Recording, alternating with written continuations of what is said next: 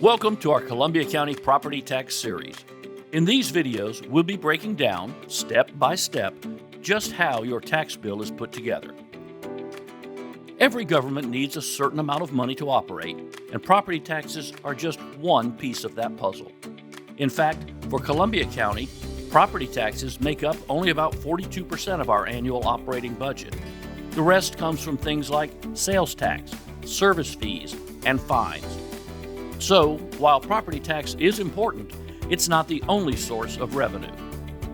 Here's how it works. Each taxing authority, like the Board of Commissioners, the Board of Education, and if you live in Harlem or Grovetown, your city government, looks at its budget for the upcoming fiscal year and sets a millage rate. That's the tax rate they need in order to provide services for their residents. Each taxing authority makes that decision independently. So on your property tax bill, you'll see separate lines, one for the county, one for the schools, fire, bond, and if you live in the city, one for your city taxes also. Each is calculated the same way, the value of your property multiplied by the millage rate. You might also see credits like those tied to the local option sales tax, or some fees such as the streetlight fee if you live in a designated streetlight district. Over the course of this series of videos, we'll break down each of these pieces, how property tax values are set, what the millage rates mean, how exemptions work, and how credits can reduce your property tax bill. By the end of the series, you'll know exactly what you're looking at when you open your property tax statement and where your money is going. Accurately calculating the taxes on your home can be confusing, especially for a first-time homeowner. With this video series on property taxation, we'll walk through how your property taxes are calculated here in Columbia County, specifically as it pertains to the Board of Commissioners, Maintenance and Operation, or M&O portion of your tax bill. That references the day-to-day operations of your Columbia County government, not including the school system. It all starts with the assessed value of your home.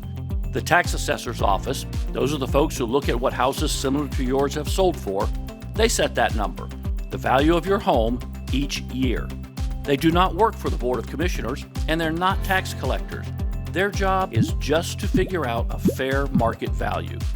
For example, let's say your home was assessed at a value of $300,000.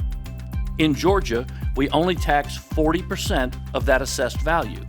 So if your home is worth $300,000, the taxable value, again, 40% of that, is just $120,000. From there, we subtract any exemptions for which you may qualify. If it's your primary residence, you can get the $2,000 standard homestead exemption. That would drop our example from a taxable value of $120,000 down to $118,000. There are other exemptions available for seniors, veterans, or people with disabilities. Next up is the millage rate. That's the number the Board of Commissioners sets each year to cover county services. This year, it's 4.36 mills. That's just 0.00436 in math terms. And you multiply it by your taxable value to get your property tax before any credits. And here's the good part. Columbia County gives you a LOST credit. LOST stands for Local Option Sales Tax. It's a 1 penny sales tax everyone, whether they live in Columbia County or not, pays on purchases made in the county. That money goes towards lowering our property taxes. So to recap, 40% of your assessed value minus exemptions times the millage rate minus the LOST credit, in that order. That's how we get to the Board of Commissioners' annual maintenance and operation portion of your property tax. Keep in mind, though, that is the Board of Commissioners portion of the tax bill. The school board's part, or your city portion if applicable, is determined independently. Join us next time when we cover just how the Board of Assessors values your property. In our previous videos, we talked about taxing authorities. We broke down the property tax bill, and we showed you how taxes are calculated. Now, let's take a closer look at one key part of that equation, property value assessments. The value of your property is determined by the staff in the tax assessor's office. Each year, they review properties across Columbia County and set assessments based on fair market value, basically what your home would sell for on the open market. To figure that out, they examine recent sales in your neighborhood, much like a home appraiser would. If a similar house down the street sold for a certain amount, but perhaps it has a swimming pool, a garage, or some extra acreage that your house does not have, those differences are factored in. Your home would probably be valued lower. On the flip side, if your property has more amenities, your value could be higher than your neighbor who doesn't have the same additional home improvements. They also check with building standards to see if any permits were issued for improvements, like adding square footage, a garage, or a new deck. And while they don't come inside your home, assessors may view your property from the road to note any changes. It's also important to know that this process is guided by state law, not by the Board of Commissioners. Commissioners don't tell assessors to raise or lower values. Assessments are strictly based on sales and market data.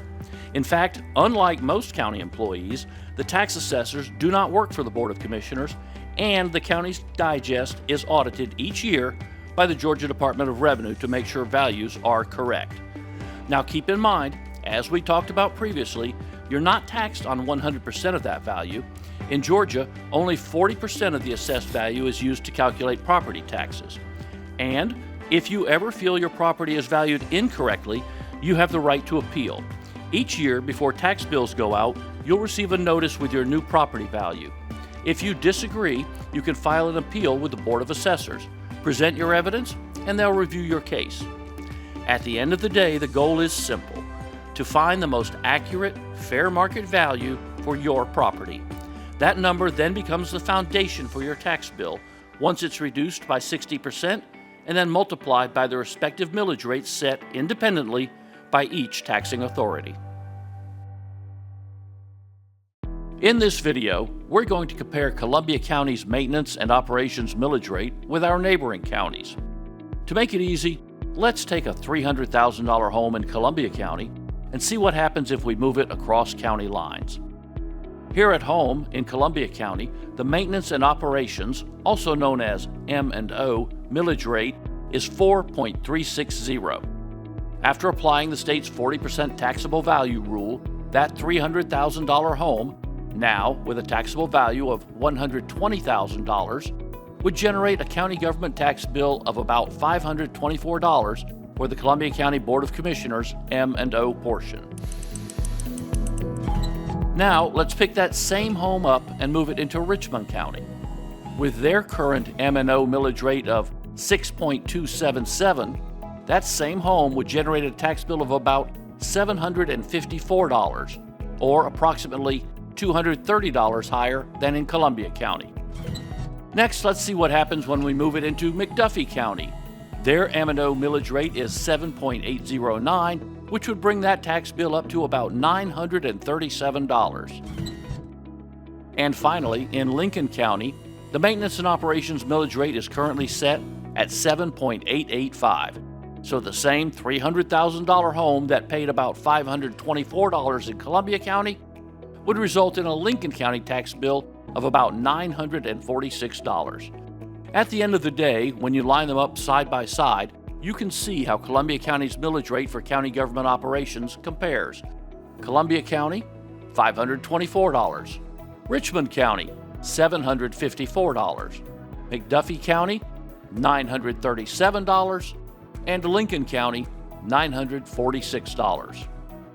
Remember, this comparison is for county maintenance and operations only. It does not include school taxes, city taxes, or special districts like fire service, nor does it include sales tax credits, which can vary by location. This should give you a clear benchmark of how Columbia County stacks up against our neighbors for the county government portion of your property tax bill. In this final property tax video, let's take a look at the past, present, and future of property taxes in Columbia County. Historically, Columbia County has worked hard to lower its millage rate. If you look back at the trend line, you'll see the millage rate has steadily gone down over the years. And today, it's actually lower than it was in 1989. Many of those years, the county even adopted the rollback rate. The rollback rate is the amount the millage is lowered to offset rising property values. so that your tax bill stays close to what it was the year before. You'll see on this graphic how often Columbia County has chosen to take that step, including this year. Now let's talk about the present. Voters in Columbia County will decide this November whether to increase the homestead exemption. Right now, homeowners receive a $2,000 exemption on their primary residence. If the referendum passes, that exemption will increase to $10,000 starting in 2026. That means an additional $8,000 comes off of the taxable value of your home, which lowers your tax bill even further.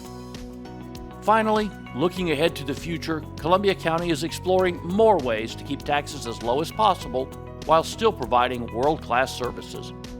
One opportunity is the introduction of data centers. These facilities house very expensive equipment, which generates significant tax revenue.